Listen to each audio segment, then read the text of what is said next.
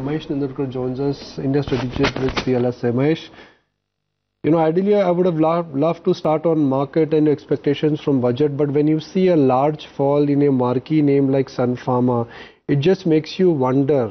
It just makes you wonder that where are corporate governance standard maintained?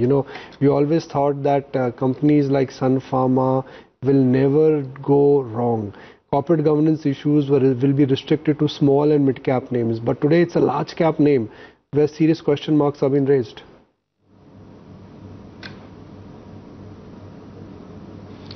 Well, yeah, hi, good morning. I'll not be able to comment specifically on companies here. But the thing is, yes, absolutely, especially when the market is trading at the high multiples that it has been trading at, there is clearly no room for error, especially on the corporate governance side. And whether it's a small cap or a large cap, it doesn't matter.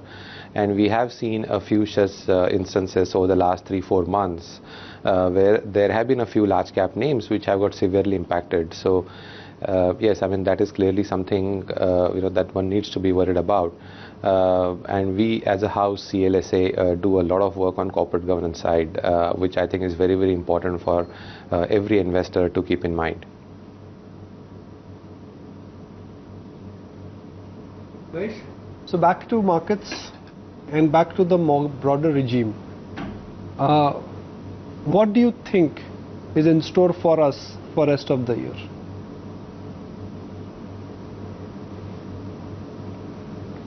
Well, we have clearly started off this year, from the outlook perspective, which I think is pretty weak in my view. I would say that at least in the first half of this, calendar year, I would probably be looking at a downside risk of the market to the extent of say around 8-10% or so. We'll be very happy if you are able to close the year calendar 2019 at a break-even Nifty levels. The primary reason for this is, and I think I've highlighted this, on your channel also, is that India currently clearly stands out as the only major emerging market which trades at a premium to its own historical valuation. All other major emerging markets are trading at a discount now. And the primary reason why India stands out is the strong domestic flows that we have been seeing. But as we have been seeing in the last few months, the domestic flows themselves are slowing down. And my worry is that the flows will slow down even more going into the next 6 months. So I would actually be quite cautious on the markets from here on. I must say it's quite contrary to Chris Wood, your colleague this morning. He's sounding very optimistic in his latest note. In fact, he's sticking his neck out and saying that it will be Prime Minister Modi who's going to come to power yet again. And he's saying that he's very he's saying that there's a considerable scope for FIIs to actually increase their weightage on India. Do you think a lot really depends on what is the outcome of the elections and whether or not it's a stable regime at top, which I guess would form the opinion of FIIs in the rest of the world?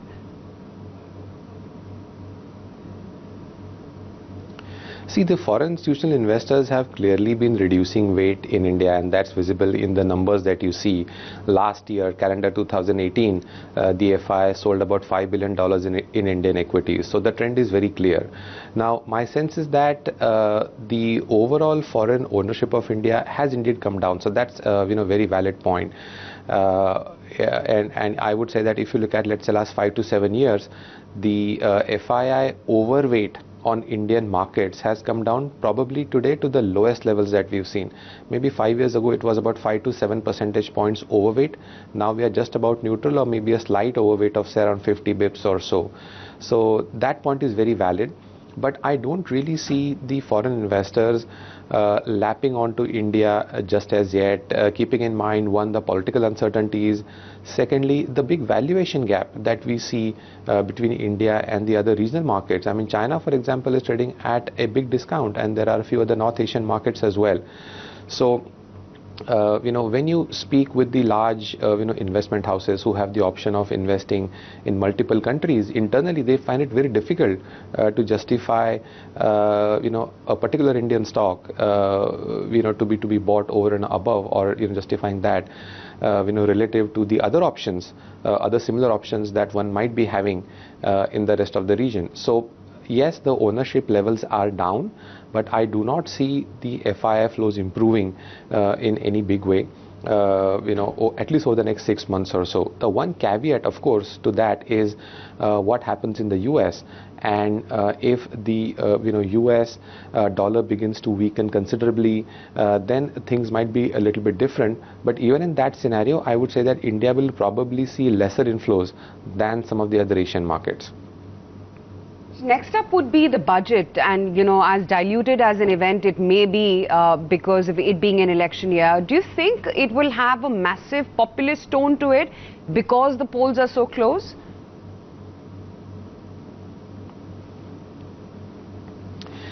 Yes, I mean, I think over a period of time, generally speaking, the importance of budget as an event for the markets has come down, and I think for the right reasons, because as the economy develops, we do not really have to tinker around with the tax rates on many commodities every year, so that's a good sign. And otherwise, being a sort of election budget, wouldn't really have been that big a factor. But yes, I mean, this time around things are very different. And there is a very high likelihood, I would say, that there would probably be some farmer support mechanism, or maybe some below poverty line support mechanism, some kind of a cash transfer mechanism, etc., would probably be taken up and maybe announced in the budget. I would say there's a very high likelihood of that happening. So yes, from that perspective, the budget does become an important event. What's your sense, Mahesh, then on how the markets would tide through each one of these events? First into budget, then between budget and election, and post-elections?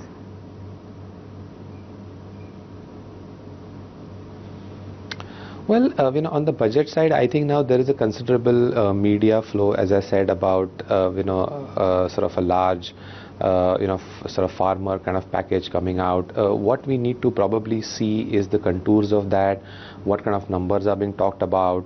I mean, if you just take a very simplistic assumption that what we've seen in the state of Telangana, if something like that were to be replicated at a national level, with some kind of a cost sharing with the state governments, maybe 70-30, 60-40, etc., then still the central government will have to fork out an additional maybe 70,000 crore, 80,000 crore kind of a number. Plus, we have been highlighting the fact that the tax collection growth itself actually has been quite weak. So I would say that on an overall basis, going into the next sort of financial year, I would say a very high likelihood that the government will probably need to reduce the expenditure elsewhere. Probably on the capex side, because that's where the discretionary expenditure is, and more of the resources get allocated towards the subsidies and, let's say, the farmer SOPs that is being talked about. So in that context, one thing to keep in mind is that one cannot be super bullish on infra capex going into next year, because the government will be slowing down its own expenditure on that side. So that's point number one. The point number two is simply talking about the macros, and now there is a talk about fiscal deficit officially being sort of widened. There is a possibility of that, and I think if that happens, that would clearly mean that the bond yields, the government bond yield will probably be going up from here on, which will not be very good news for the NBFC space or the wholesale funded institutions. So those are the two key things to watch out for on the negative side. On the positive side, obviously a big SOP kind of thing would be a plus for rural plays. So that should be a good news for the consumption story, the domestic consumption story, and the rural oriented plays like the tractor sort of plays, etc. So I think those will be the pluses and the minuses that we'll need to keep in mind. Also, I would like to add that if the macro investors, the global macro investors begin to get concerned about the India's fiscal situation, then it could have an impact on the currency as well. So in that context, I would say that IT services would also be a very attractive opportunity in my view, because the bottom-up data points on the demand growth from the from the US markets continues to be very strong. We've seen that in some of the recent results. So yeah, so those are some of the sectors that I would be positive and negative on going into the budget. There's two numbers, I think, which time and time again the markets are obsessed with, and global investors also, keep the focus on. One is the fiscal deficit number that you pointed out. How much of an expansion, I mean, where would you draw the red line in terms of how much flexibility the government has to go beyond 3.3, and also in terms of growth projection, what's the number that the market will be okay with, because there are concerns of a slowdown in the works?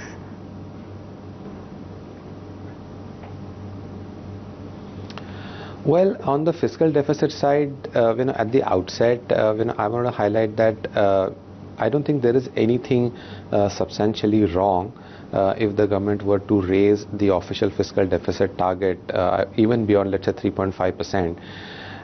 Because when the rest of the economy is not really picking up as much, and the corporate sector is not borrowing as much, then I don't see anything wrong with the government picking up the slack and increasing its borrowing and then spending it for the capex and the other sort of productive usage.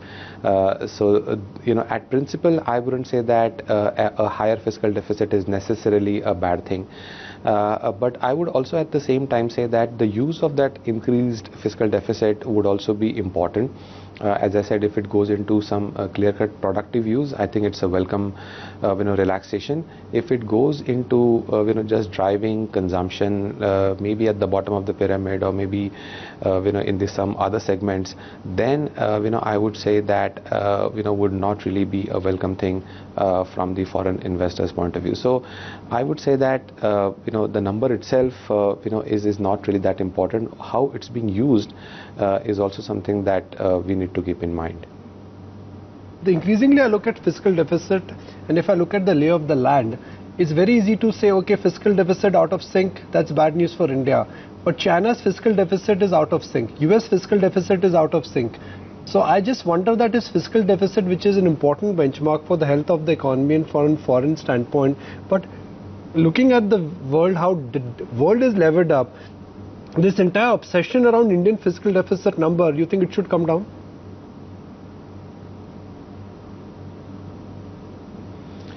Well, Nikunj, I would say that the two examples that you have taken are not really the right comparisons, both US and China. The simple reason is that India suffers from twin fiscal deficits, which is fiscal and current account. Now the US also suffers from the current account deficit, but the thing is they can very easily fund that current account deficit just by printing US dollars. We cannot print US dollars, US can. So we cannot really equate ourselves with how the US is behaving. Same goes for China. China is a current account surplus country. They export more than what they import. So even they don't really have to be bothered too much about forex reserves and also the current account deficit, but we do. So I don't think we should be making that easy comparison with the rest of the world, and especially with US and China, because India's situation is clearly very different. But having said that, as I said in the beginning, if the government is borrowing more and putting it to a productive use, I think that should be fine. But as I said, if it is being used for, let's say, giving out more subsidies or something which can be more permanent. So in this case, if we are talking about a sort of a bigger cash transfer scheme, which in my view could be a permanent mechanism. I mean, you cannot really take that off once you start it. So it's a permanent additional expenditure, annual expenditure that we will need to take into account, which I'm not so sure will be liked by the global investors. Mahesh, but do you not believe that RBI's large dividend might help and come to the government's rescue at least this one time? Yes, definitely. I think that will be a big plus, but unfortunately that will be a one-time gain. but the expenditure might be recurring. So I think there is a bit of a mismatch there that we need to keep in mind. So I guess the other sustainable solution is to basically widen the deficit, or maybe cut the expenditure elsewhere. Yeah, but yes, I mean, over the next 1 or 2 years, if the RBI's one-time dividend is large enough, and if that is being used to fund some of these expenditure, I mean, mind you that there are also certain one-time expenditures like the PSU bank recapitalization, etc., that would be there on the minds of the government. So I think only a part of a possibly large RBI dividend could be used for something like a cash transfer mechanism, because I would assume that some part of it will go into the PSU bank recap as well. And and that part I think will be really liked by all the global investors, because I think that will give a big boost to the strength of the Indian banking sort of system, and that will clearly improve the outlook for the credit growth and the capex outlook, etc. So I think that will be a very welcome move. Mahesh, there is a view that there could be a change in direct taxes. Up until now, we've only seen what could be called as a pro-rural, pro-farm policy. But the service sector is now a large part of the economy. The middle class is a vibrant middle class, and the middle class, frankly, is suffering with jobs and high tax rates. If there has to be an indirect benefit in tax savings or something else coming in terms of direct tax amendments, because that's the only thing this budget could do. After GST, your indirect taxes are out. How will markets react to it?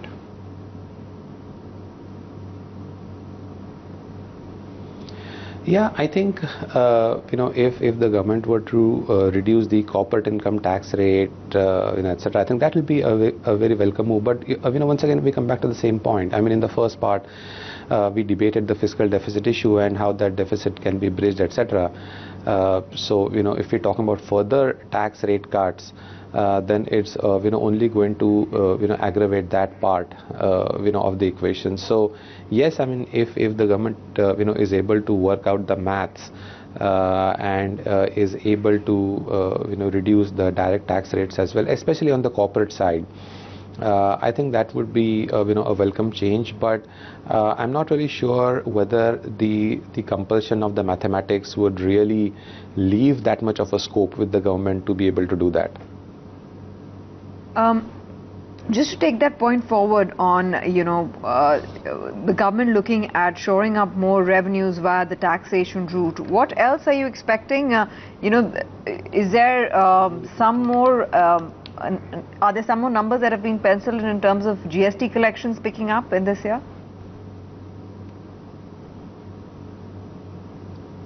No, I'm quite optimistic that the GST collections will pick up significantly next year. The system is more or less stabilized, and the current level of tax collections that we have seen is actually without too much of emphasis on the tax compliance improvement. My sense is that once the elections are done, the tax compliance measures will be effected, and I'm actually expecting more than 20% growth in GST collections next year.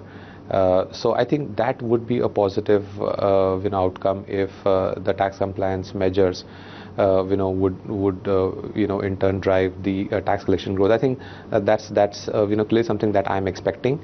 But yeah, so that would be a positive from the revenue collection side, I would say, in any substantial manner. On the disinvestment side, we are already seeing large amounts of money being raised through disinvestment, almost 80,000 crore, 1 lakh crore per year kind of a number. And I think probably that looks like a sort of a healthy number. Can't really see how that number can be increased significantly from the current levels.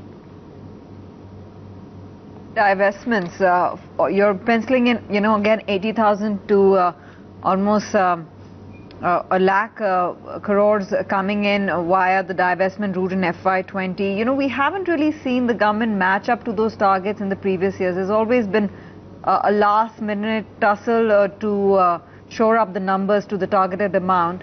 What gives you the confidence that they would be able to deliver by selling the family silver in FY20?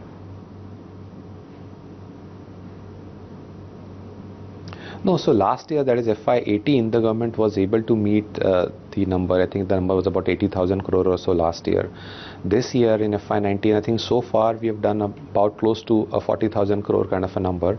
And there are certain large disinvestments in the pipeline, which probably are in the form of the government selling its stake in some of the PSUs and some other cash-rich PSU buying out that stake, lock, stock and barrel. So those are the kind of large deals that will probably be utilized over the next 3 months and also in FY20. And the other tool that the government has been using quite effectively is the use of the CPEC ETF or the Bharat 22 ETF. Those have also been the other instruments. I mean, just recently, back in December, the government ended up raising 17,000 crores through the CPEC ETF route. And I think there's probably going to be one more tranche, of an ETF in FY19 itself. And I'm sure there will be more such offerings in FY20, plus there are SUTI, disinvestments, etc. So I think an 80,000 to 1 lakh crore kind of a number looks quite possible this year as well as the next year. Right. Mahesh, I guess, nothing can be tampered with sectorally, but do you think the government's favorite badgering space, which is tobacco taxation, maybe they're going to tamper with that, or would they let it pass this time?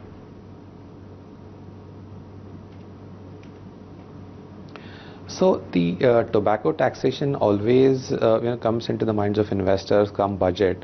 But what we have seen is now with the GST implementation, I think in my view the tampering with the changes in the indirect tax rates would be left with the GST Council in my belief. So while there is always a chance that the GST Council may take that up in its next meeting and the tax rates on tobacco might go up, but what we've seen is that over the last 12-13 months, in fact, ever since the first tweaking that the GST Council did back in the third quarter of calendar 2017, the tobacco taxation has been quite stable.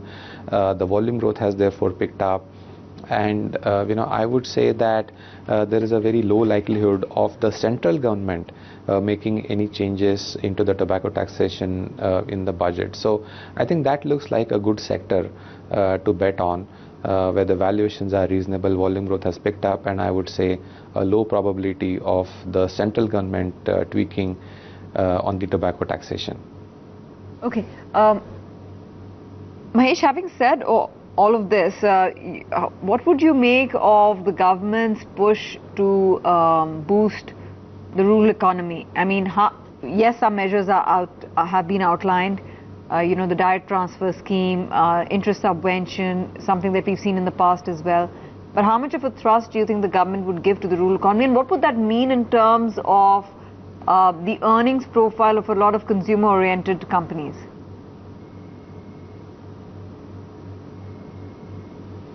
I think the government has done a very good job in the last 4.5 years, and there are several schemes that one can talk about, whether it is the the rural electrification, the financial inclusion, the health insurance scheme, and now there is this talk about this cash transfer scheme.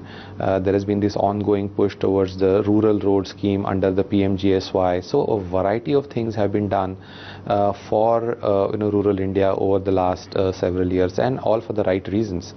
And I would say that rural economy in itself is actually not doing that badly. It's actually doing pretty well in my view. Yes, the agricultural part may be under some kind of a stress because of the food pricing or the food inflation remaining low, but the overall agri economy itself, the overall rural economy itself is actually doing pretty well. Mind you that the rural economy as a share of GDP is about, let's say, 35% or so, and agri is about 15%. So there is a lot of non-agri part in the rural side, and which seems to be doing well. Some of the consumer companies that have reported numbers recently, have been talking an optimistic outlook, on that front. So I think a lot has been done on the rural side. I'm sure more will be done. And in fact, one of the reasons why we are currently witnessing low food inflation is the higher food productivity, and that's not just limited to commonly perceived cereals, but if you look at the production growth in various food categories, be it milk, fruits, vegetables, pulses, eggs, etc. All of these product category production growth has been in the range of 4 to 5% over the last 10 years. So it's a reasonably high rate of volume growth for a country where the population growth is about 1.5%. And I think probably we are now coming into a period where across multiple food product categories we are producing enough in terms of what the country needs, and that's probably one of the reasons why the food inflation is low, and that's for a good reason, and which makes it structural as well. So the positive side of looking at it is that the recent trend in the inflation, which has been low over the last few years, might actually sustain because the food inflation looks like in a sustainably low period. But I guess that creates its own issues on the farmer incomes, and and in all likelihood, as I said, the government will probably be doing something to support that important segment of the economy. Right. Mahesh, such a pleasure having you today on the show and discussing all aspects of the market and, of course, the big event, the upcoming budget as well. Good to chat with you. Thank you. Bye-bye.